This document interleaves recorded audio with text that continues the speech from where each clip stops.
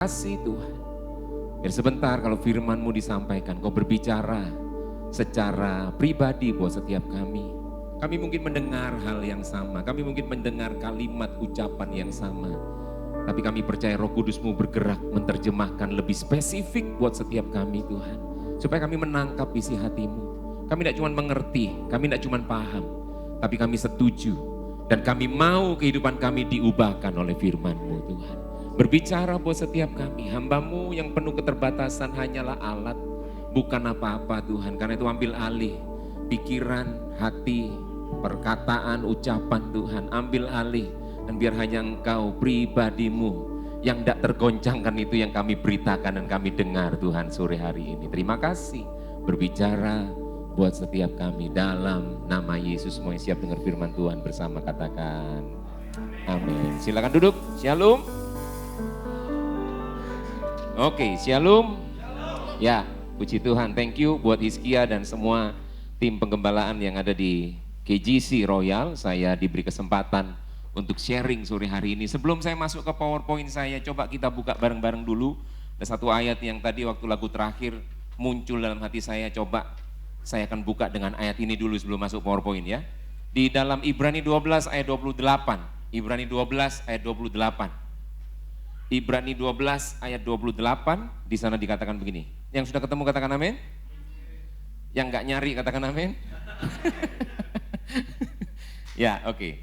Sudah ada yang amin, jadi sudah ada yang nemu. Kita baca bareng ya. 2, 3. Jadi kita menerima kerajaan yang tidak tergoncangkan, marilah kita mengucap syukur dan beribadah kepada Allah menurut cara yang berkenan kepadanya dengan hormat dan takut. Teman-teman, Alkitab bilang jelas bahwa telah diberikan, ada kerajaan di dalam hidup kita, tentunya ini kerajaan Allah. Yang setuju katakan amin. Kerajaan Allah sudah diberikan buat kita. Kalau kita terima Yesus, kita menerima pribadinya dalam hidup kita, kerajaan itu sudah ada di dalam kita. Dan Alkitab jelas bilang begini, kerajaan yang tidak tergoncangkan. Amin. Cuman pertanyaannya begini, apakah waktu kita mengalami atau menerima kerajaan tidak tergoncangkan, maka kita akan mengalami kehidupan yang tidak digoncang? Enggak. Di sini yang masih hidup katakan amin. Berarti ini kita sedang mengalami goncangan pasti. Karena tanda orang hidup salah satunya adalah pasti mengalami goncangan, mengalami masalah. Setuju? Karena orang yang paling tidak bermasalah adalah orang yang sudah menyelesaikan kehidupannya. Dan dia ada di Adiasa kah, ada di Kembang Kuning kah, itu orang yang udah gak punya masalah. Dia mungkin meninggalkan masalah bagi yang masih hidup, ya kan? Jadi sekalipun kita ngalami digoncang, kita ngalami badai, kita ngalami kehidupan yang gak ideal, kita ngalami kondisi yang gak ideal, kita ketemu dengan orang-orang gak ideal, kita ketemu dengan pemimpin yang gak ideal, kita ketemu dengan semua keluarga orang tua yang gak ideal. Saya mau kasih tahu, Alkitab jelas bilang itu mengguncangmu, tapi tidak membuat kerajaan yang ada di dalammu tergoncang. Amin. Enggak tergoncang gitu loh. Cuman begini, kita mesti perhatikan, ayat ini dilanjutkan dengan gini, marilah kita mengucap syukur. Kalau hidupmu ternyata mengalami guncangan dan kalian akhirnya mulai meragukan kerajaan yang tidak tergoncangkan itu, mungkin salah satunya kalian kurang mengucap syukur. Yang kedua, kita beribadah dengan cara yang kurang berkenan. Karena Alkitab bilang, marilah kita mengucap syukur, beribadah kepada Allah menurut cara yang berkenan kepadanya. Bukan berkenan menurut kita, tapi berkenan menurut cara yang berkenan kepadanya, kepada Tuhan. Yaitu dengan hormat dan takut. Amin. Kita diguncang, it's okay. Semua manusia mengalami guncangan. Jangan kita jadinya jadi orang yang membanding-bandingkan. Wah, kayaknya kalau kayak Doni enak, kayaknya guncangannya nggak terlalu banter misalnya gitu ya. Kayak Doni aja. Ada beberapa film yang sudah difilmkan dan mereka menunjukkan kalau pengen tuker nasib, tuker hidup. Ternyata waktu kita jadi Doni, ada masalah juga. Betul ya Don? Nah, ada masalah juga, banyak lagi. Iya toh? Jadi teman-teman, kita nggak perlu bandingin dengan orang lain, enggak. Kita ngalami guncangan, it's okay. It's okay. Nah, hari ini saya akan sharing, saudara, saya berdoa ini boleh menjadi satu pembukaan untuk membuat kita melihat bahwa memang kerajaan Allah dalam kita nggak diguncang, nggak bisa diguncangkan oleh apapun, sekalipun kita ngalami guncangan itu. Ya, hari ini saya sebenarnya dikasih tema, dikasih ayat itu dari ke PowerPoint saya, dari Lukas sebenarnya, dari Lukas, cuman karena kita itu lebih dekatnya sama Matius. Apalagi saya yang di Menora gitu kan. Saya di Menora deket banget sama. Cuma saya lihat anaknya sama ini nggak datang ya. Oh iya sih, yang jam 11 ya. Iya, iya. Jadi karena yang lebih dekat dengan kita adalah Pak Matius gitu ya. Jadi saya coba berangkat dari Matius. Bukan karena itu. Saya izin sama Hizkia, aku coba bahas dari Matius ya, dengan perikop yang sama supaya ada hal yang lebih dalam yang kita akan belajar di sana, terutama soal badainya. Karena badai di Lukas nggak nyebutin 3 dengan jelas. Matius jelas banget ada 3 hal. Kita akan belajar nanti di sana. Tapi hari ini saya mau share tentang stormproof living, yaitu kehidupan yang itu tadi. Meskipun digoncang, kita ngalami goncangan. Ada sebuah kerajaan yang tidak terguncangkan oleh apapun di dunia ini. Yaitu kerajaan yang tinggal di dalam kita, dan kita perlu membangun kehidupan kita itu di atas kerajaan ini, di dalam kerajaan ini, yaitu Kristus sendiri yang hidup di dalam kita. Nah, kita mau baca dulu di dalam Matius. Belum tak nyalakan, makanya enggak bisa. Enggak apa-apa, aman. Ini dia, Matius 7 ayat 24 sampai 25. Baca bareng aja ya. 24 sampai 25. 2, 3. Setiap orang yang mendengar perkataanku dan melakukannya, ia sama dengan orang yang bijaksana.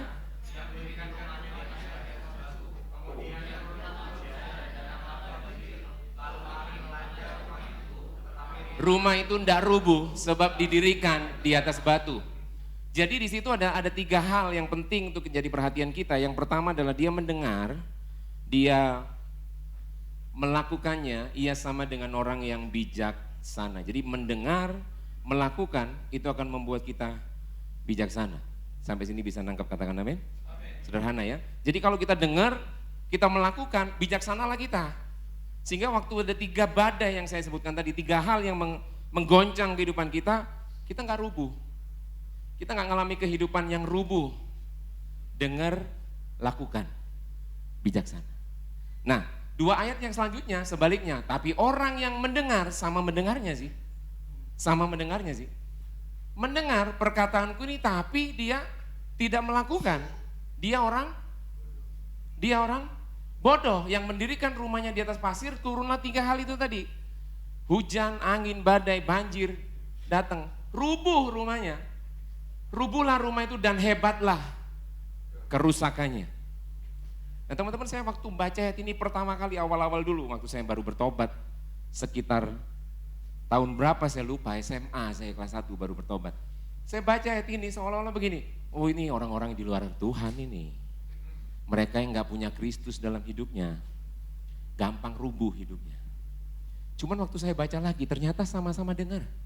Di sini yang mendengar suara saya katakan amin. Sama-sama dengar. Bedanya cuman di langkah yang kedua. Kalian melakukan atau enggak? Cuman bedanya di situ. Jadi ayat ini kalau saya simpulkan 7 sampai 24 sampai 27 ada 2 macam orang, teman-teman. Satu bijaksana, satunya bodoh. Yang bijaksana adalah bedanya cuman itu, melakukan. Makanya rumahnya enggak roboh. Sekalipun ngalami, loh bukan berarti orang ikut Kristus itu enggak ngalami badai, enggak. Saya tadi kaget waktu datang David menggendong tangannya. Ini salah satu badai yang kita bisa alami dalam hidup, ya kan? Jangan sampai waktu kita ngalami badai seperti itu, kita mulai bilang, Tuhan, katanya Tuhan menjaga, memelihara aku. Mana Tuhan, mana? Enggak, kalau David enggak ngalami gitu. Amin. Iya. Enggak ada maksud apa-apa, percayalah. Iya. Sudah sering ngobrol. Ya kayaknya kita segera punya gawe besar nanti ya. Nah, jadi bedanya cuma di langkah kedua itu aja. Jangan ketawa banter-banter, kereng gitu kayaknya.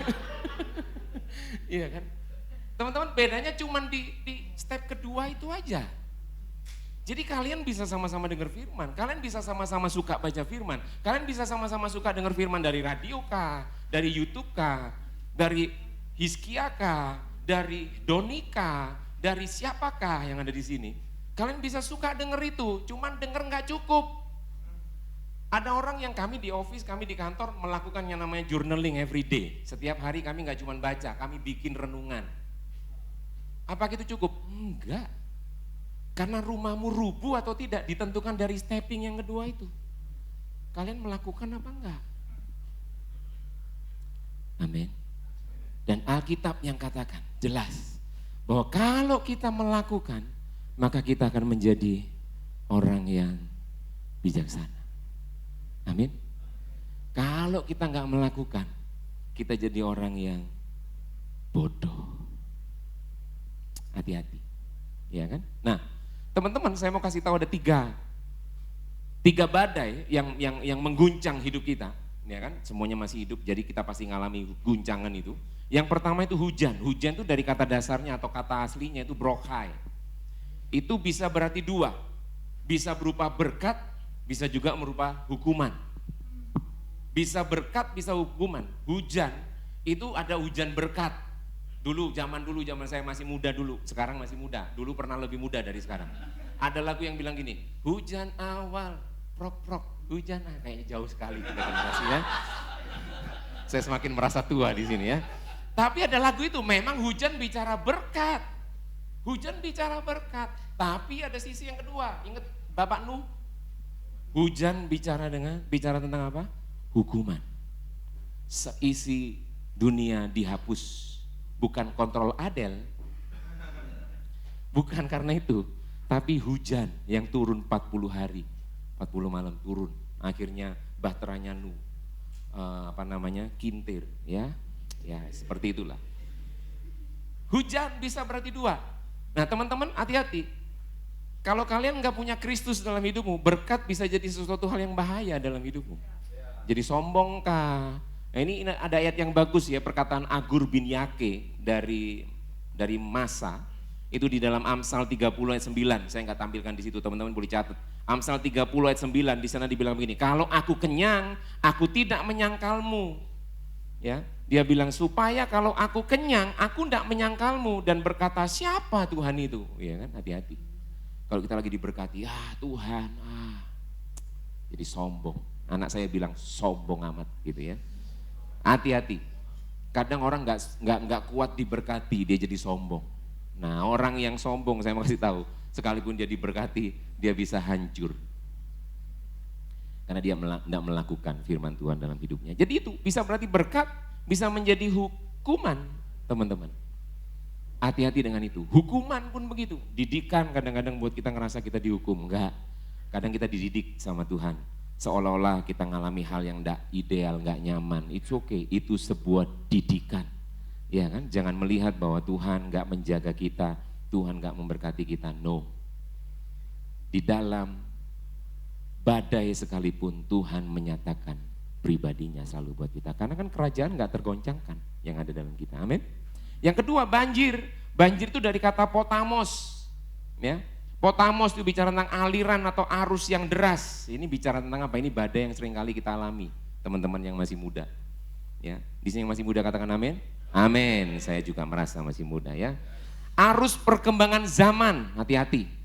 Itu membuat kita itu seperti tsunami yang menerjang generasi muda. Perkembangan zaman. Kita yang sudah lebih senior, artinya itu lebih usianya lebih senior, saya nyebut tua kan nggak enak ya, lebih senior itu kadang-kadang masalah arus ini ada gap antara orang tua dengan anak gara-gara perbedaan ini, perbedaan ngerti tentang arus perkembangan zaman atau enggak gitu ya.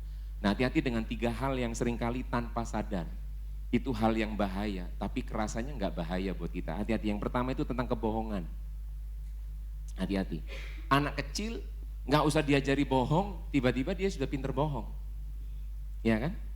Pernah ngalamin gitu nggak? Nggak pernah diajarin sih sama orang tuanya, tapi anak kecilnya bisa bohong juga, gitu kan? Padahal nggak ada seorang papa itu ayah, nah kamu kalau bohong strateginya tuh gini, jangan sampai kamu ketahuan, mesti diatur, kamu mesti nginput dulu data-data, nggak ada. Bohong itu nggak perlu diajari, orang itu bisa bohong, hati-hati. Dan itu kalau dalam tanda kutip nggak dibenerin sejak kecil, itu sudah menjadi usia kalian kayak gini, itu jadi sebuah kebiasaan yang semakin kerasa biasa. Dosa rasanya biasa. Yang kedua tuh luka hati yang nggak diberesin, hati-hati. Satu kali saya ngisi salah satu program di radio, dan waktu itu temanya tentang rejection, penolakan. Nggak sadar banyak orang ketika dia masih kecil pun dia sudah bisa merasakan penolakan. Serius. Sejak bayi dalam kandungan ibu, itu bisa ngerasain penolakan sudah. Dan penolakan yang gak diberesin, terutama penolakan itu adalah ada orang tua yang kepingin sampai, dalam tanda kutip ya, sampai kepingin ngaborsi anaknya. Itu penolakan sudah, ya kan? Ternyata udah diaborsi, gak mati-mati. Hiduplah anak ini, gitu. Hidup dan akhirnya semasa hidupnya ada satu faktor psikologis di dalam yang terus dia bawa. Kalau itu gak diberesin, itu bisa menjadi sebuah celah. Masih ingat gak ada ayat yang bilang gini, iblis itu kayak singa yang mengaum-ngaum, mencari mangsa yang bisa ditelannya. Masih ingat itu ayatnya di mana? Di Alkitab. Iya kan? Ibrani bilang itu iblis itu kayak singa yang mengaum-ngaum. Nah saya percaya salah satu iblis itu gak butuh celah besar. Setuju? Gak butuh celah besar, celah kecil aja iblis udah bisa pakai ngancurin kita. Masuk dan dia bisa ngancurin kita, maka rubuh. Iblis, tapi ada orang-orang yang gak bisa ditelan sama iblis. Yaitu apa? Orang yang gak bohong dalam hidupnya, integritas. Orang yang membereskan setiap luka dalam hatinya. Nah yang terakhir, yang ketiga, ini bukan yang terakhir khotbah saya, sudah selesai, bukan. Untuk poin ini, banjir potamos ini ada 3. Yang ketiga itu adalah pembenaran. Bukan kebenaran, Yos, aman? Habis ngomong pembenaran langsung gelodak di situ. Pembenaran itu maksudnya apa? Gini, teman-teman kadang-kadang hati-hati dengan reels pendek-pendek yang kita baca. Ya, bukan baca sih, reels itu dilihat ya. Reels dilihat, ada seorang pendeta yang reelsnya dibuat gitu, 1 menit, 1,5 menit, 2 menit, yang itu kadang-kadang membuat kita belajar ada beberapa poin. Nah ada satu kali orang itu, ini contoh ya, contoh misalnya reelsnya Hizkia tuh kasih reels, yang pertama, kalau dengar firman Tuhan tuh harus hati terbuka. Kedua, punya kerendahan hati misalnya. Ini poin dalam reelsnya Hizkia yang 1,5 menit itu poinnya ada 4. Yang ketiga, mesti kita melakukan firman itu. Yang keempat, makanya jangan saling menghakimi karena firman itu harusnya bicara buat kita. Nah, ada orang denger itu, reelsnya Hizkia, yang sangat pop up dalam hatinya adalah poin terakhir. Jangan menghakimi. Akhirnya reelsnya Hizkia diambil. Satu kali dia ditegur sama orang, sama pemimpinnya. Dikasih reelsnya Hizkia, cuman yang ditekankan di situ adalah jangan menghakimi. Dia enggak terbuka dengan poin yang 1, 2, 3. 1, 2, 3 enggak. Cuman poin terakhir tok itu yang dia suka, itu yang dia pakai. Untuk dalam tanda kutip justru itu dikenakan buat orang lain untuk keuntungannya dia, supaya dia terselamatkan menurut pikirannya. Itu namanya pembenaran, bukan kebenaran. Bisa ikuti saya? Hati-hati dengan itu. Nah itu yang jadi sebuah arus perkembangan zaman yang kalau kita nggak sadar tentang ini teman-teman. Makanya kita begitu mudah scrolling kan. Satu nggak suka geser, nggak suka geser. Makanya salah satu kelebihan kita ibadah onsite di sini adalah teman-teman nggak suka sama pendetanya, nggak bisa geser. Betul nggak? Kok pendetanya wis suwi pisan. Sajam gak mari-mari, gak bisa geser. Stay di sini. Ya kan? Gak bisa orangnya digeser, gak bisa. Tapi perkembangan zaman seolah-olah begini, kita bisa menyeleksi firman menurut kebutuhan kita. Apa yang kita suka, apa yang menguntungkan kita, pakai. Padahal sebenarnya firman itu bukan buat orang lain. Yang setuju katakan amin. Semua firman yang kita dengar dari ujung sampai ujung, semuanya mesti bicara buat pribadi kita. Amin. Kita harus ngulik firman Tuhan itu sampai kebenarannya merasuk dalam hidup kita. Itu. Nah waktu itu merasuk kita ambil kebenarannya, maka itu kita berlakukan kepada diri kita. Nanti kita akan kupas itu tentang firman Tuhan. So, kita kenakan dalam hidup kita supaya apa? Apa yang tidak berkenan di sini. Bukan apa yang gak berkenan di orang lain, no. Firman Tuhan jangan pernah dikenakan kepada orang lain, no. Firman Tuhan itu selalu berbicara buat kita secara pribadi. Temukan kebenaran, hiduplah dalam kebenaran. Jangan cari pembenaran dan teruslah merasa benar dalam pikiranmu sendiri. Jangan. Amin. Itu badai yang kedua itu, banjir. Hati-hati dengan perkembangan arus zaman sekarang. Saya berdoa anak muda di sini, kalian gak gampang kena banjir. Gak ada arus, kenapa? Karena kalian selalu mencari kebenaran dan kemudian hidup di dalam kebenaran. Amin.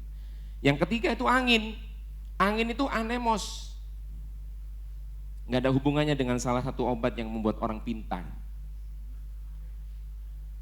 Gak nyambung juga ya. Orang pintar minumnya nggak ada hubungannya dengan obat yang membuat orang lain pintar. Nggak ada hubungannya. Tapi anemos itu ya kan, itu adalah bicara tentang angin dan pengajaran, yang itu bicara tentang doktrin kosong, teman-teman.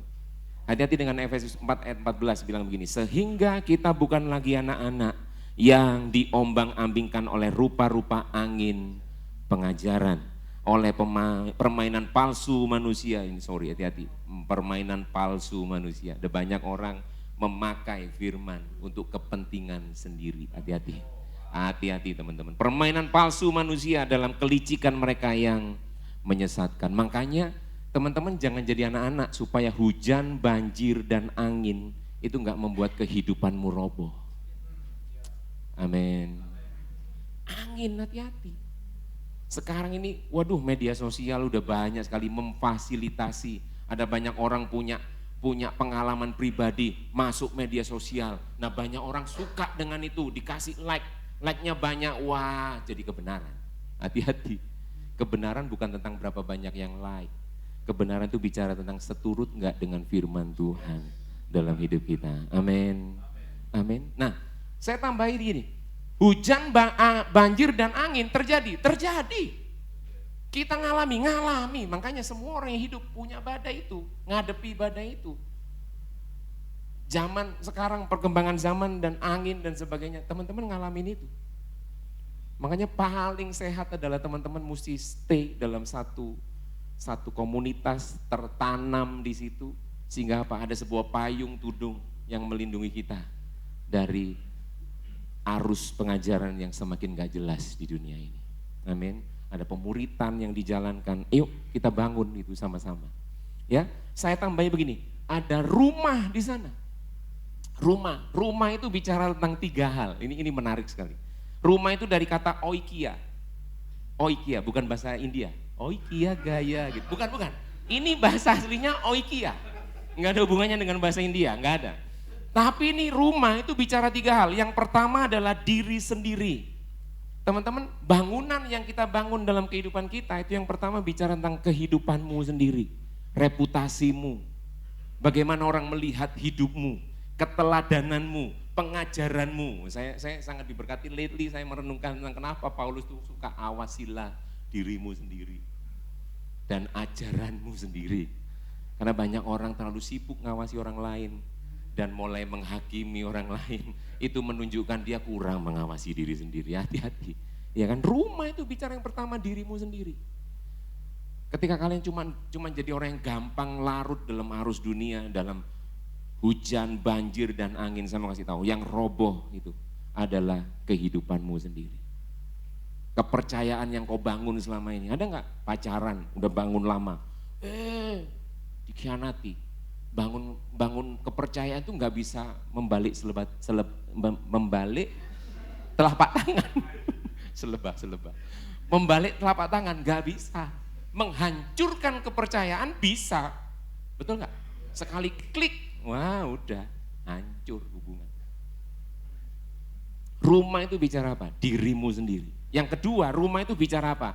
Keluarga, pernikahan yang dibangun, keluarga, ya. Itu hancur bisa dalam sekejap kalau kita mulai nggak mengandalkan Kristus dalam hidup kita. Kalau kita nggak berdiri di atas firman, di atas batu karang yang teguh itu. Kalau kita nggak jadi orang yang bijaksana. Yang ketiga ini yang paling penting, dan waktu saya mengerti ini, saya benar-benar menjaga ini. Yang ketiga itu adalah keturunan.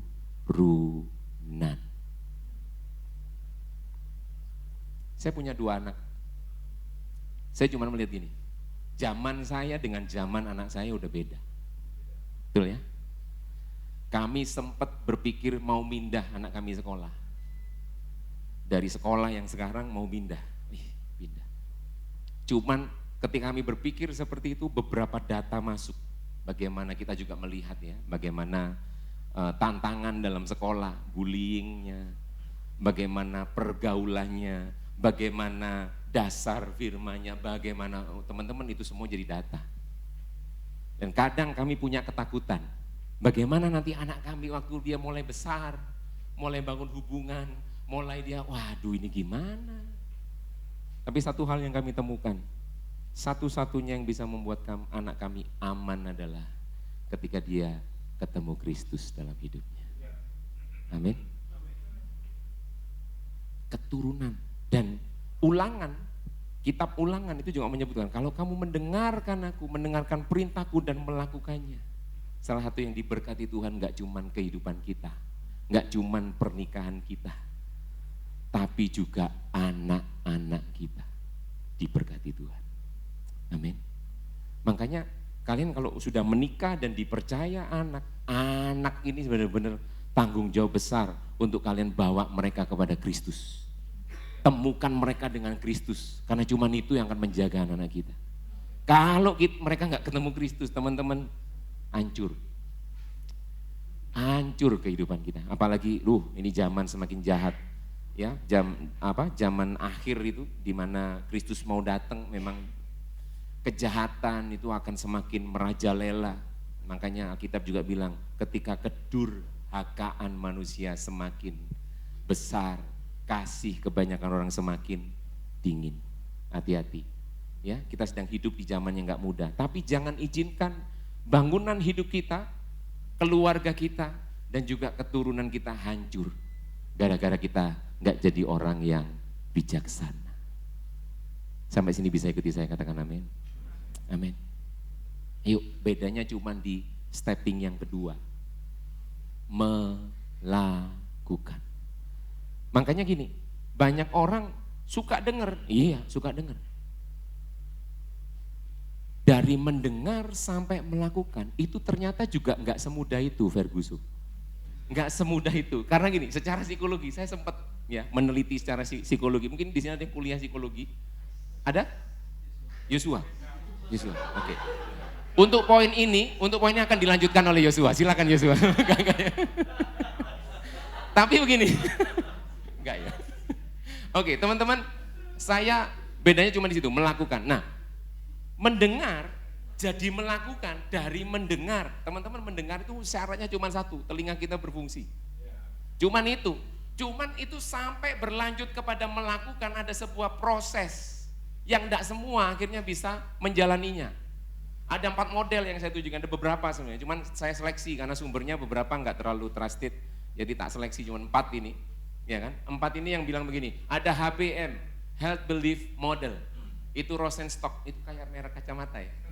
Bukan. Tapi dia tuh melihat gini, waktu orang mendengar sampai melakukan, tidak semudah itu. Karena ada sebuah persepsi individu terhadap resiko, manfaat, dan hambatannya. Aku dengar sesuatu, resikonya apa ya kalau aku melakukan itu? Resikonya apa ya? Dia mulai menimbang-nimbang, walaupun gak bawa timbangan sih. Tapi dia mulai nimbang-nimbang dalam hidupnya. Ini resikonya apa kalau tak lakukan? Manfaatnya apa? Besar mana manfaat sama resiko? Resikonya nanti kalau aku melakukan itu dipermalukan gak aku? Kalau aku, teman-teman bisa paham sih? Ditimbang-timbang itu. Lalu kemudian sampai ada satu titik, yaitu apa? Saat dia percaya bahwa tindakan itu penting dan dia yakin bisa melakukannya, baru dia mulai bergeser pada oke, I will do it. I will do it.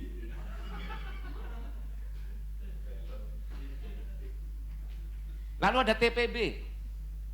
TPB itu Theory of Planned Behavior. Itu fokusnya dia mulai muncul niat enggak? Waktu dengar ada niatan enggak? Teman-teman, prosesnya enggak segitu mudah. Bukan berarti sekali dengar langsung lakukan, enggak. Iya kan? Lihat, niat dan kontrol diri terhadap perilaku. Nah, baru akan bergeser kepada melakukan. Kalau niat itu kuat dan dia merasa punya kontrol untuk melakukannya, rasanya aku bisa. Kalau enggak bisa, bentar, saya cari yang lain dulu aja. Belum tentu kita langsung melakukan, enggak. Ada prosesnya TTM, bukan temen tapi mesra. TTM, Trans-Theoretical Model. Itu ada tingkatan-tingkatannya, ada tahapan-tahapannya. Fokusnya adalah proses perubahan perilaku secara bertahap. Ada tahapan-tahapan yang dilakukan dalam hidupnya. Baru bergeser kalau dia itu, karena ada banyak tahapan, perenungannya panjang. Perenungannya panjang, kontemplasinya panjang. Ini mestinya apa dulu ya, apa dulu. Dan kalau kontemplasi itu akhirnya berakhir kepada sebuah, aduh kayak nggak bisa dia lakukan. Tapi kontemplasinya bergeser ke, oke, ini yang tak lakukan, ini yang tak lakukan. 1, 2, 3 step. Jadi dia seperti merenungkan itu untuk akhirnya dia susun langkah-langkah baby step itu. Bukan baby shark. Baby step itu dia mulai susun dalam hidupnya, dia mulai lakukan. Oke, bisa. Oke, ini bisa kayak. Nah, itu jalan. Lalu kemudian ada kombi. 3 step dalam kehidupan seseorang, yaitu apa? Capability, opportunity, motivation, baru akhirnya muncul behavior. Jadi secara psikologi itu ada sebuah proses dalam perjalanan hidup manusia waktu dia dengar sesuatu, apalagi itu nggak sama dengan paradigmanya selama ini, dia mulai ada sebuah proses secara psikologi. Nggak bisa secara otomatis, enggak. Ada komponen yang menyebabkan komponen penyebab langsung dari setiap tindakan. Lalu kemudian bergeser menjadi melakukan itu ketika apa? Ketiga komponen itu seimbang dan terpenuhi. Aku capable nggak ya? Aku bisa nggak ya? Iya kan? Aku ada kesempatan nggak untuk bisa melakukan itu? Aku ada motivasi nggak? Jadi ini secara psikologi. Nah, kita akan lihat secara firman Tuhan seperti apa. Saya mau berangkat ke sini. Mendengar dan melakukan sampai firman itu mengubah perilakumu. Ada sebuah proses, teman-teman. Segala tulisan yang diilhamkan Allah bermanfaat untuk ngajar, ya kan? Ngajar. Bermanfaat untuk menyatakan kesalahan, bermanfaat untuk memperbaiki kelakuan. Lalu kemudian mendidik orang dalam kebenaran. Dalam kebenarannya bukan cuma poin terakhirnya aja, enggak. Tapi sebenarnya itu ngomong mengajar orang dalam kebenaran, menyatakan kesalahan sehingga orang itu hidup dalam kebenaran. Lalu kemudian memperbaiki kelakuan supaya kelakuanmu yang tidak sesuai dengan kebenaran, diarahkan sesuai dengan kebenaran. Lalu dididik. Nah, dididik ini kadang-kadang roto kaena. Ono ceplesan lah. Iya kan? Ada disiplin. Gitu kan? Tapi semuanya untuk mengarahkan seseorang dalam kebenaran. Setuju nggak? Setiap manusia nggak ada yang sempurna. Amin. Bahkan pemimpin yang tertinggi sekalipun, tinggi cuman posisi jabatan, tapi kesempurnaan belum. Kesempurnaan hanya ada pada Tuhan kita saja. Nah, kita sesama manusia di sini, manusia, katakan amin. Sama, saya juga bilang amin, saya juga manusia. Artinya apa? Loh, kita sedang sama-sama melakukan bagian kita. Setiap kali kita dengar, saya belajar sesuatu enggak? Apa yang saya pelajari? Nah, kalau ada anak-anak, ada teman-teman yang step pertama belajar aja enggak belas, masih jauh mau hidup benar. Mau belajar aja enggak. Ayat yang ke-17 bilang begini, dengan demikian tiap-tiap manusia kepunyaan Allah diperlengkapi untuk setiap perbuatan baik. Saya bikin skemanya kayak gini, waktu firman Allah itu datang sama kita, entah teman-teman baca, entah teman-teman dengar, entah teman-teman nyetel YouTube, nyetel radio yang firman ya, bukan radio yang lain. Dengar firman itu, firman Tuhan bisa datang. Ada 4 hal. Sebuah proses dalam hidupmu ini. Belajar enggak kita? Sadar enggak kita? Kadang-kadang orang posisi tergeletak. Waktu dia ditegur sama orang lain, kamu lagi tergeletak. Siapa bilang tergeletak? Tolong dilihat baik-baik, saya tidak tergeletak. aduh kamu ini kayaknya perlu banyak belajar. Siapa bilang saya perlu banyak belajar? Ya kan? Belajar, sadar, perbaiki, didik. Tapi ada dua hal yang itu mendasar sekali. Dan itu teman-teman saya mau kasih tahu. Itu sepenuhnya menjadi bagianmu. Yaitu apa? Butuh kemauan, butuh persetujuan.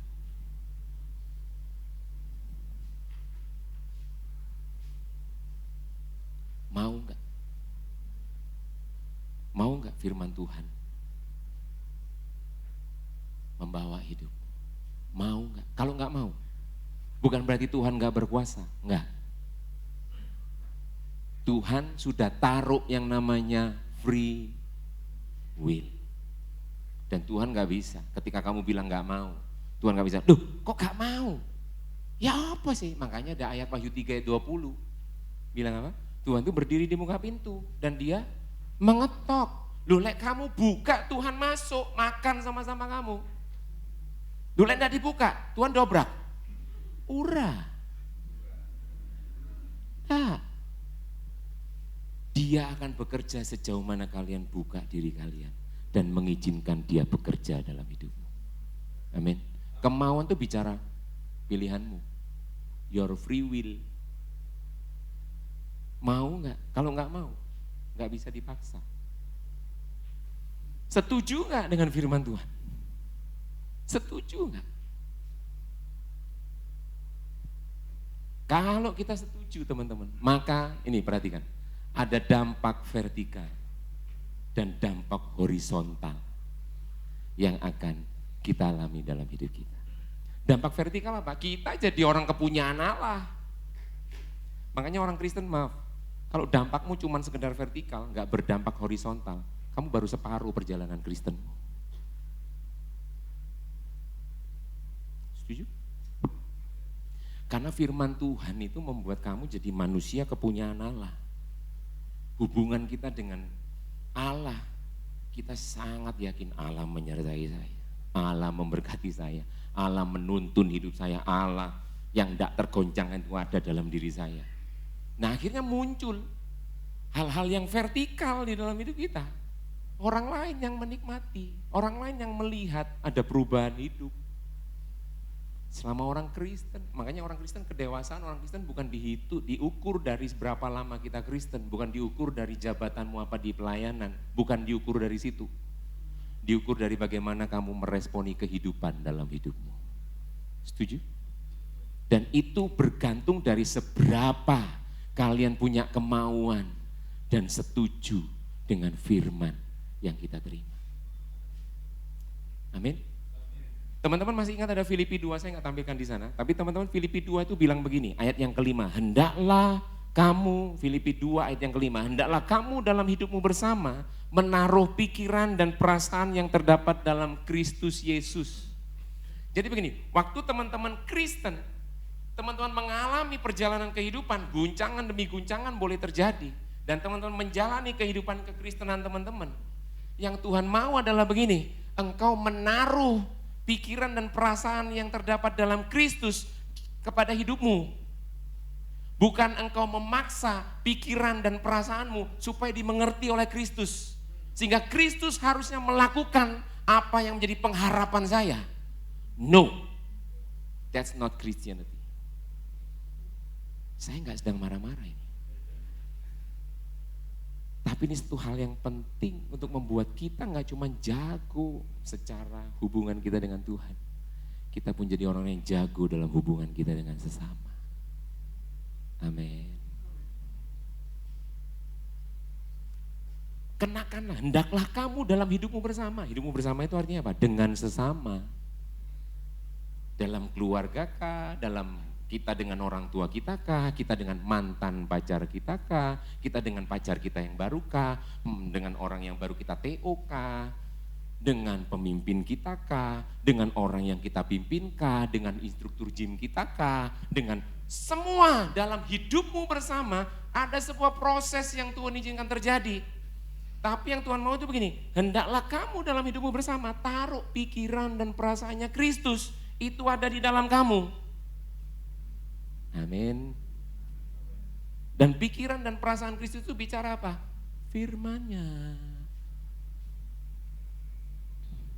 Amin. Perkataan, saya ngomong ini teman-teman, ini sesuatu yang ada dalam pikiran saya. Saya olah keluar dari mulut saya.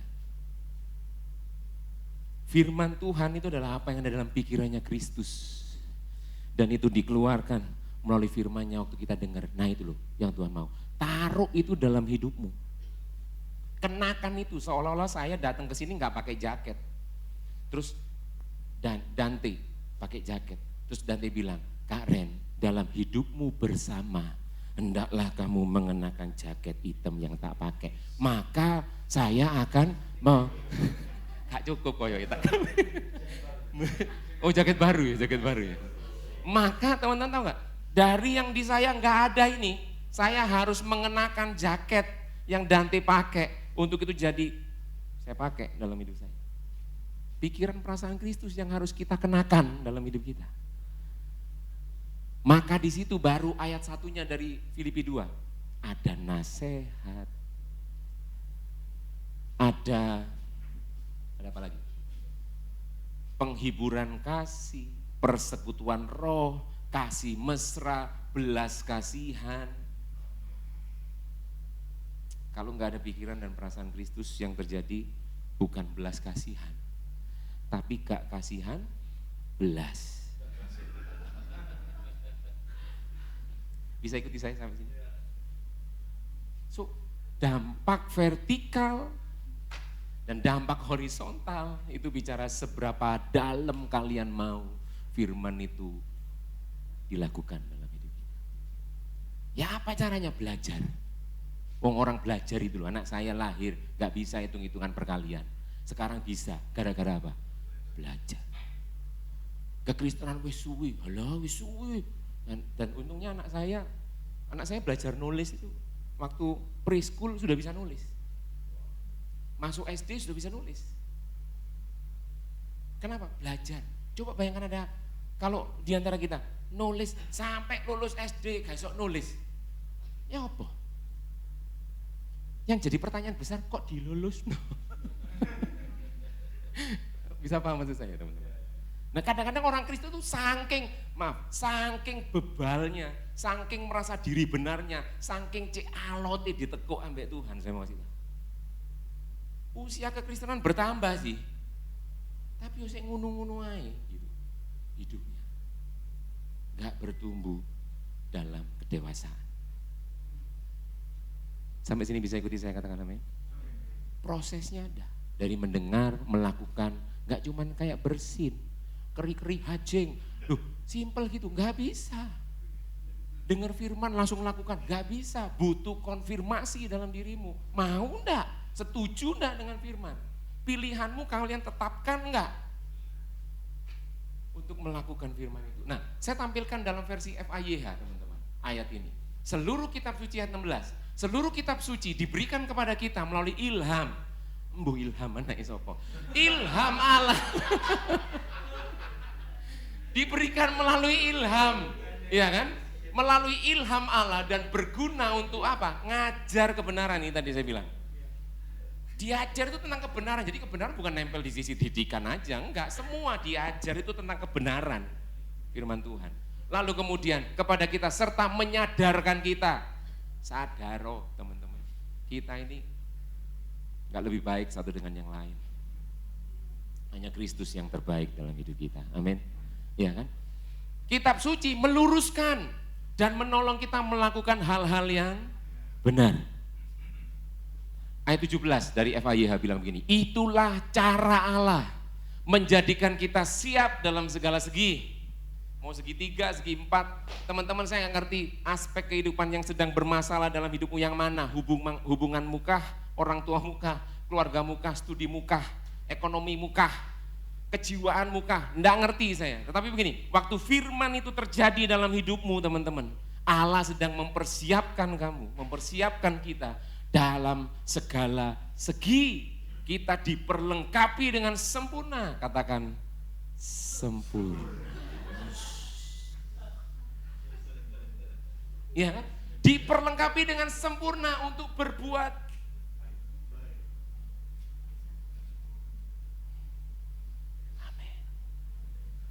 Saya selesai.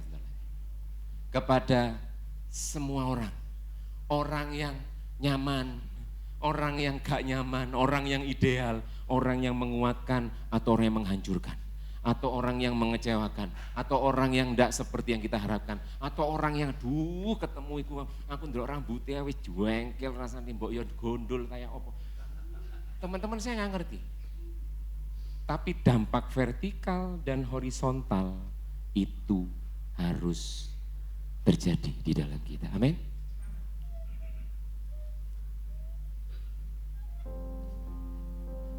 Responmu menghadapi kehidupan menunjukkan seberapa dalam Kristus berdampak dalam hidup.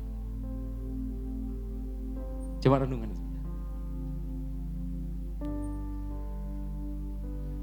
Yang membuat kita teguh berdiri, memberikan respon yang benar dalam kehidupan. Terhadap semua ujian, tantangan yang kita hadapi adalah kedalaman hubungan kita dengan Kristus melalui firman-Nya. Yang setuju katakan amin. Amin. Kalau firman cuma sekedar dengar dan lewat, gak pernah dalam menyentuh hidupmu. Teman-teman, nothing.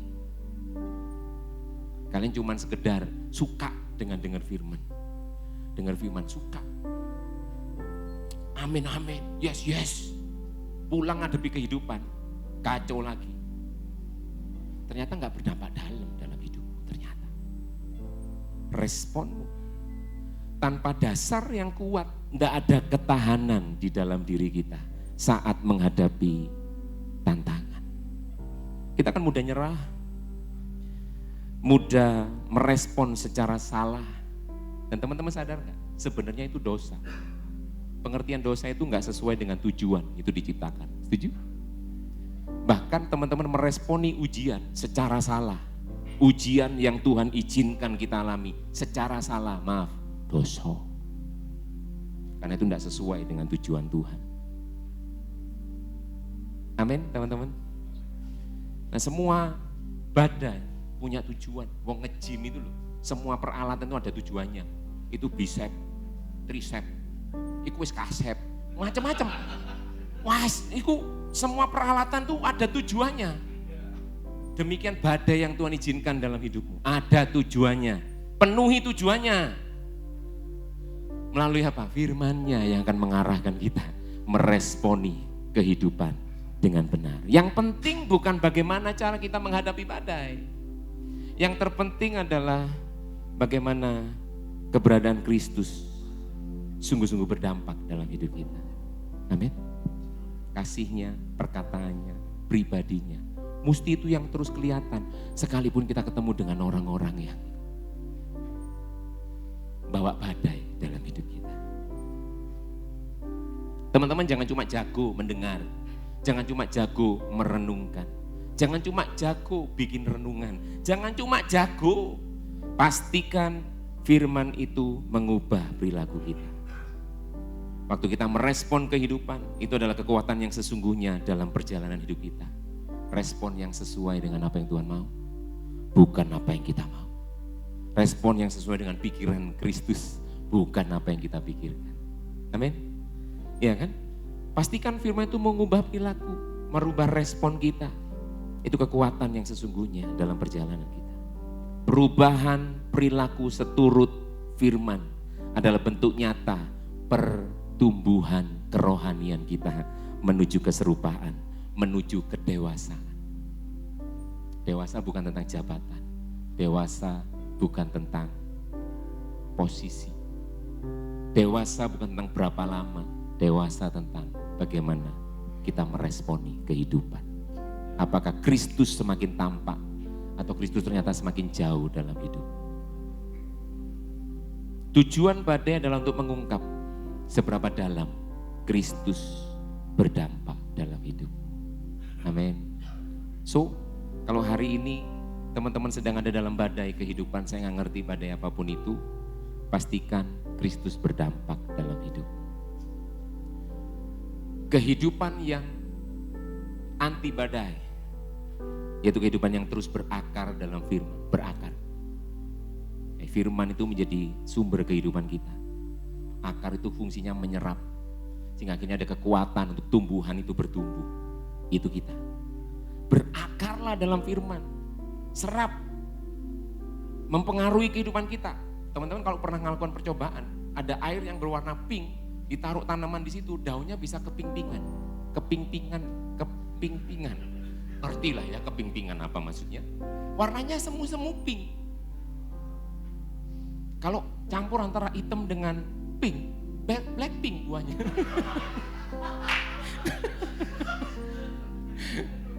Teman-teman bisa paham maksud saya? Berakarlah dalam firman. Maka firman itu muncul. Perkataan muka, respon muka, perbuatan muka muncul. Karena kalian berakar.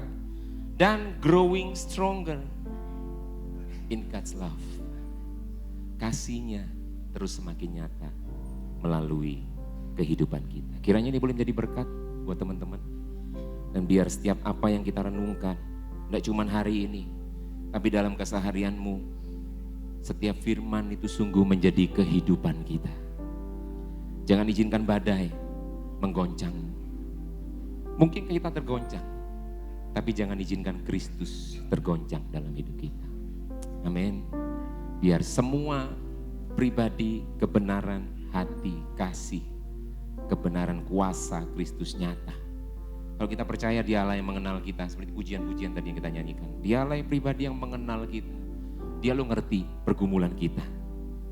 Tujuannya cuma satu, kita semakin dekat, kita berdampak secara vertikal, tambah dekat sama Tuhan, berdampak secara horizontal. Kita jadi orang-orang yang jago dalam kehidupan. Amin. Tuhan terjemahkan lebih sederhana, dan biar apa yang kami renungkan boleh menjadi kekuatan kami, boleh menjadi kehidupan kami. Firman Tuhan sungguh-sungguh mengajar, sungguh-sungguh membuat kami sadar, sungguh-sungguh Tuhan membuat kami mengerti apa yang perlu kami perbaiki dalam kehidupan kami. Dan membawa kami hidup dalam kebenaran.